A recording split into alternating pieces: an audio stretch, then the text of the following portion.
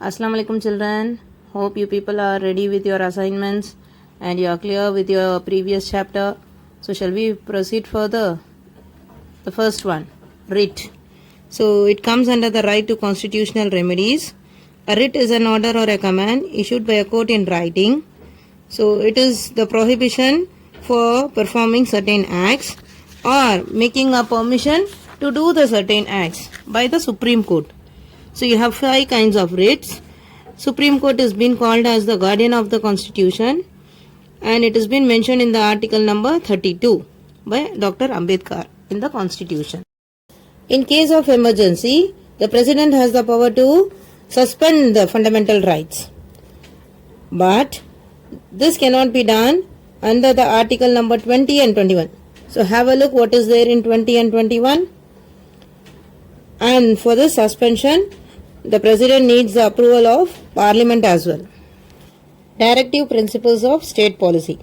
It has been classified into 3 broad categories: socialistic, Gandhian and liberal intellectual. But these principles are not enforceable by the courts. Note this point, not enforceable by the courts.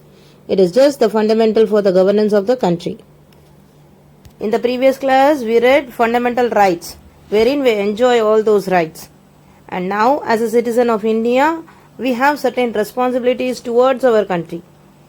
To respect our national flag, national anthem, to follow the noble ideals, what our freedom fighters have been struggled for the independence, to protect the sovereignty, unity and integrity of India, to defend the country whenever the emergency is there, to promote harmony, to preserve rich heritage, and so on.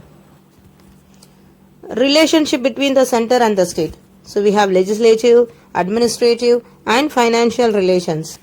Being federal country, we have the powers divided between the center and the states. So we have the constitution as union list, state list and concurrent list, wherein the parliament enjoys the exclusive power of union list and the state legislature enjoys the power of state list. And the concurrent list is being divided between both Parliament and the state legislature. But in case if there is a conflict between the state and the union, the law of the Parliament prevails. Here I will give an example for you to understand. Do you remember the demonetization what we had a year before, and recently the NRC Citizenship Act? So these are all being done by the center and it has to be followed by the state compulsorily. Final and most important structure of Constitution, emergency provisions. You may be very familiar with the word emergency, urgent, immediate action, remedy, immediate remedy.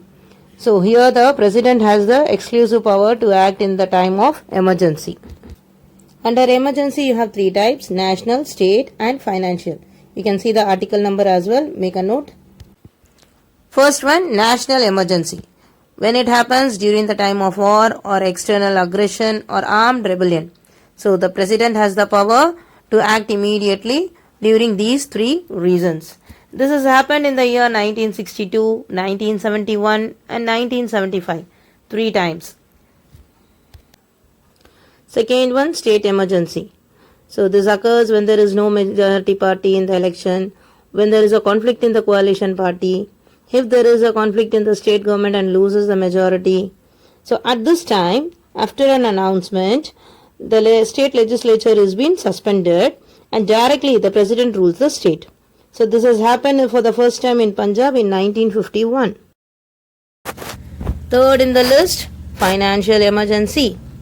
If India faces any financial instability, the President has the power to cut salary or allowances of any government employee.